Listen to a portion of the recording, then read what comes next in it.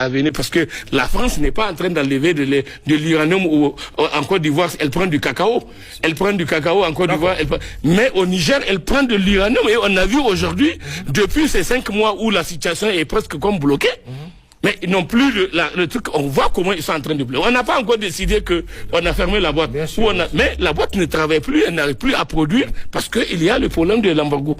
Il y a le problème de la fermeture des frontières. Donc on ne peut pas sortir le produit. Donc ça fait qu'aujourd'hui on sent, même celui qui croyait qu'il a fait bien de dire que de ne pas trop parler de l'uranium, que c'est un mythe. Je sais qu'aujourd'hui, comme il regarde la télé de là où il est, il sait qu'il s'est trompé. De sa position qu'il avait dit, il s'est trompé. L'uranium, c'est bel et bien un produit stratégique qui est important pour la France. Et la France, on a vu la qualité de l'uranium du Niger est meilleure que la qualité de l'uranium qui cherche dans tous les autres pays. Donc, ce qui fait que c'est important. C'est comme notre pétrole aujourd'hui. La qualité de notre pétrole est telle qu'il y a moins de saleté dedans. Et ça fait qu'aujourd'hui, il y en a, c'est même prisé. Des gens préfèrent l'avoir que d'avoir un autre qui est de l'autre côté avec beaucoup d'autres trucs qui sont bons. Donc, pour terminer, sur cette phase-là, on a annoncé la volonté de bâtir une stratégie économique commune fondée sur des projets structurants.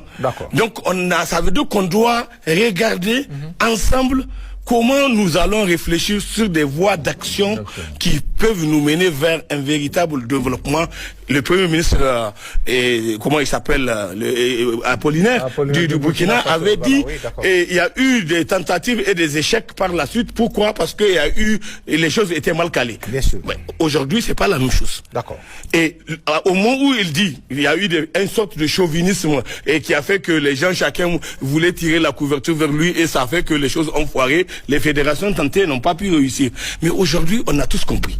On a un niveau de conscience, un niveau de compréhension tel que même nos compatriotes qu'on considère et qui n'ont pas été à l'école aujourd'hui, quand vous entendez les gens parler de l'AES dans les villages, mais c'est incroyable la manière dont les choses sont en train de se passer. Donc ce qui veut dire que, comme l'a dit M.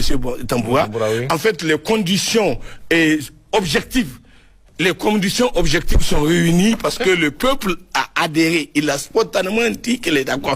Maintenant, c'est aux techniciens et aux autorités, à l'élite qui doit mettre la forme à tout ça pour éviter que nous soyons dans une posture où les gens vont faire quelque chose qui ne soit pas correct et que vis-à-vis de l'un ou l'autre, on doit se considérer tous comme des frères, comme si on était dans le même pays et que c'est ensemble on est mus par la même volonté pour atteindre les objectifs communs et chercher à nous libérer. Merci d'avoir suivi cette vidéo jusqu'à la fin. Je vous demande de la liker, de la partager, de nous dire ce que vous en pensez dans l'espace commentaire.